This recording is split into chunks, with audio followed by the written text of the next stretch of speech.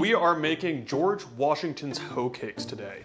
So this recipe holds a very special place in my heart. This was the first one I've ever made on Eats History when I started the President series, and George Washington loved hoe cakes. So they're basically about 2/3 cornmeal and 1/3 flour. In the South, they sort of call these Johnny cakes. So it's basically a cornmeal pancake, very simple. I have some buttermilk here, I have some butter for cooking, I have an egg, and I have honey for topping, and then a little bit of salt. So you can kind of see here, these early colonial recipes are extremely simple, very minimal ingredient. All you're gonna do is just take your flour here, put it in the bowl, and then we're just gonna add a little bit of salt.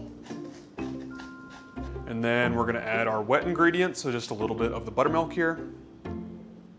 And then we are gonna add the egg. And then what we're gonna do is we're gonna give these a little bit of a mix. George Washington was a bit of a hoe cake addict. He loved these things. He would have sort of this like huge stack in the morning. Think about like kind of the early colonial sort of IHOP vibes, where he would just have his massive stack of hoe cakes and he would just slather these things in honey. All right, we're gonna butter up our pan here. Back in the colonial times, they used a lot of butter and grease and lard to cook. They obviously didn't have any vegetable oils. They didn't really know what those were back in the day, and they weren't really cooking with olive oil either, because that was extremely expensive. So butter was the go-to for cooking.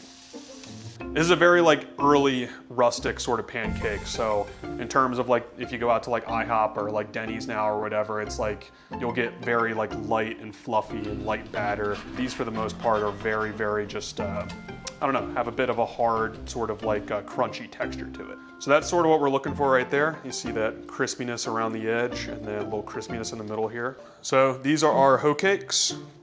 Got a nice little stack here, just like George Washington would have loved himself. And then George Washington was a fiend for honey, so we're gonna slather this bad boy up. Just a little cut in there.